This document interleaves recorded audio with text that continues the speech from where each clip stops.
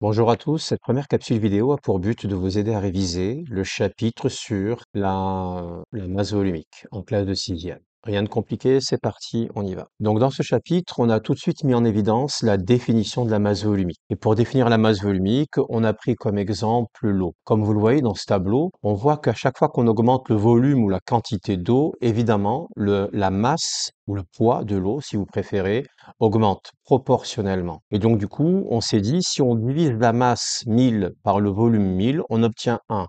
Donc, en fait, on a toujours le même rapport, la même division, le même résultat de la division. Et de là, les scientifiques, qu'est-ce qu'ils ont fait? Ben, ils ont tiré une définition qui est assez simple. La masse volumique, c'est le rapport de la masse divisée par le volume. Donc, en évaluation, rien de compliqué, je peux demander ça.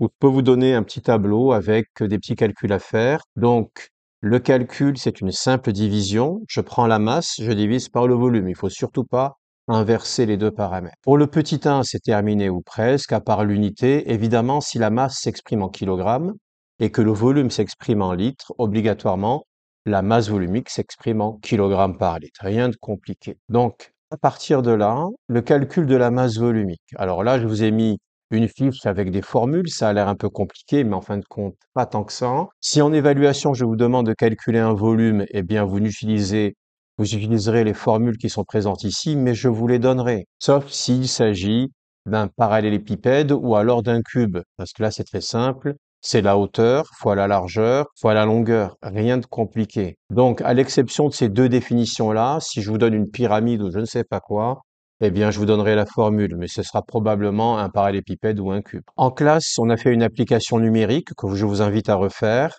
On avait pris ici un bout de gomme, on avait ici les dimensions, longueur 2,5, hauteur 1,3, largeur 1,6. Et à partir de là, comme on le voit sur le côté gauche, on a simplement pris le volume, je le note, la masse, je la note, elle est indiquée dans le document, et je fais masse volumique égale la masse divisée par le volume. Il faut donc, pour l'évaluation, que je n'oublie pas d'amener ma calculatrice. C'est une obligation. Une fois qu'on a compris qu'on sait calculer des masses par le volume, on a bien vu en classe que parfois, je dis bien parfois, l'objet dont on doit trouver la masse volumique n'a pas une forme régulière qui correspondrait à une formule mathématique. Dans ce cas-là, eh bien, c'est très simple. Une fois qu'on a déterminé la masse, on plonge les cailloux dans un récipient qui contient de l'eau. Ça s'appelle une éprouvette. Ça contient de l'eau. Le volume de départ, c'est 250 millilitres. Et puis ensuite, on met les cailloux et on voit que le volume d'eau augmente. Le niveau de l'eau remonte, tout simplement. Eh bien, on ne tient compte que de la différence, c'est-à-dire que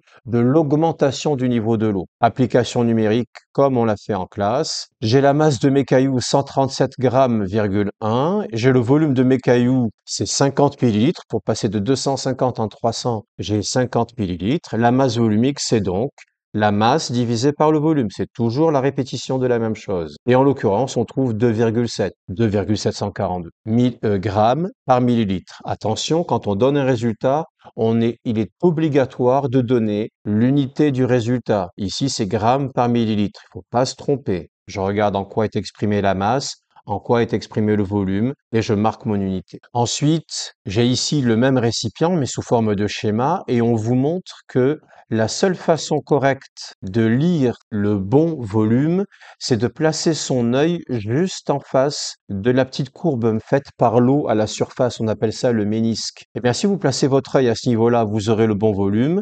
Si par contre, vous placez votre œil en bas, ben, vous aurez un mauvais volume, donc un mauvais résultat. Si vous placez votre œil en haut, ça sera pareil. La seule bonne façon, c'est celle-ci. On peut imaginer un exercice où je donne 3 élèves qui mesurent de façon différente. À vous de trouver la bonne masse volumique.